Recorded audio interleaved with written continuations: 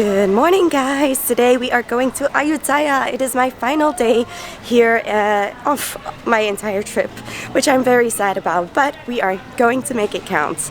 Let's go and check out the old capital of Thailand.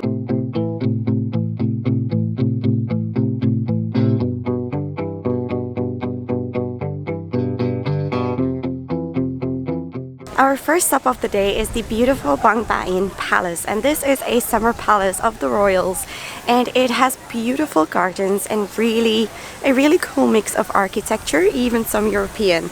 As you might see from this bridge, it kind of reminds me of the Karls Bridge in Prague. But yeah, it is so pretty and we are having a beautiful day. The weather is amazing and the temperature right now is just perfect. The summer palace was so different from the royal palace in Bangkok. Instead of the Buddhist temples and statues, it now felt like we were walking through French gardens, among European buildings, but also some Chinese ones. Some even looked like the colonial buildings in the US, and it was just really fascinating and lovely to walk around.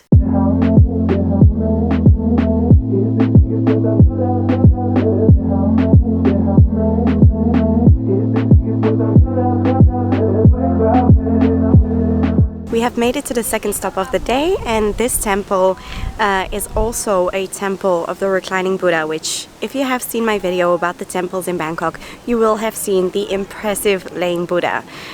So this one is meant to resemble that, or even was the inspiration of it.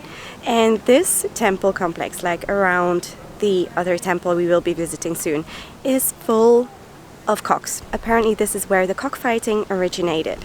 Nowadays it is illegal, but it still happens, and people come here and they put a rooster statue out to honor the king. It's very special. I haven't seen anything like it anywhere else. Aside from the reclining Buddha and the rooster statues, there is something else that catches the attention at this temple: a giant pagoda.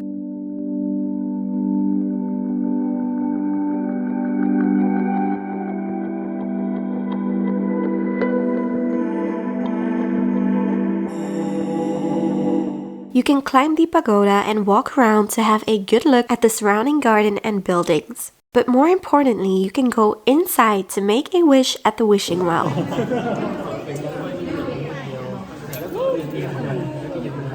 We then continue to one of the two biggest UNESCO World Heritage Sites of the ancient empire. This was a Siamese kingdom that existed in Southeast Asia from 1351 to 1767. In the early 16th century, they called Ayutthaya one of the three great powers of Asia, along with the southern part of India and Sri Lanka and China. The most popular statue here can be found grown into this tree, an iconic image. On the way to our lunch spot, we passed by a local delicacy. The roti saimai are sweet pancakes. The green ones have pandan, which is a leaf that's the Asian version of vanilla. They sell them with sugar strings that you have to put inside to eat it. It's always nice to try a local specialty.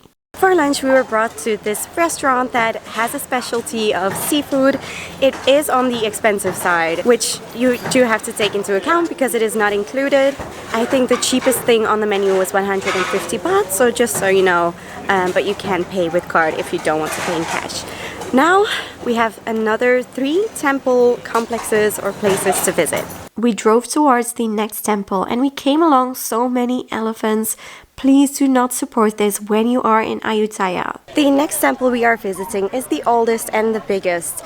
These stupas are actually graves, which I didn't know before, but each stupa has the ashes of a king or the brother of a king inside of them, which I never knew.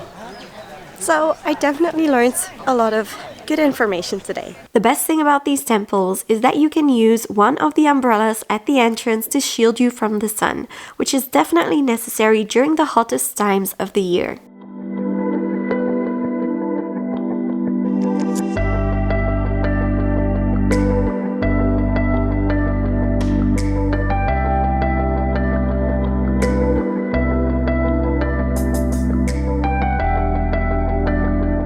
After a short prayer in front of the massive golden Buddha, we got a bottle of water back in the van and made our way to the final stop of the day. Another beautiful reclining Buddha. The tuk-tuks in Ayutthaya are also a very significant style. back in Bangkok, I had a much better pad thai and mango sticky rice to end my trip. I would like to thank TripGuru for gifting me this amazing experience. Obviously, Ayutthaya has such a historical relevance and I've spent so much time in Thailand already and I still hadn't made it there. So I'm so grateful that I was able to visit these beautiful UNESCO World Heritage Sites. It definitely adds a lot of value to go to these places with a certified guide who has all the knowledge about the history of the places, because otherwise it's just a bunch of beautiful stones. Ayutthaya is also quite a bit out of the city, so having transportation in a comfortable van is also a very big plus. So once again, I cannot recommend going on this tour with TripGuru enough. And if you do end up going, definitely let me know in the comments below how you experienced it. This is the last video of the Southeast Asia series of 2023. I'm home now and I'm super sad that it's over, but that means that more adventures are coming up. So if you want to see what I get up to in the upcoming year, then definitely subscribe and hit the notification bell. And I hope to see you in the next video. Bye!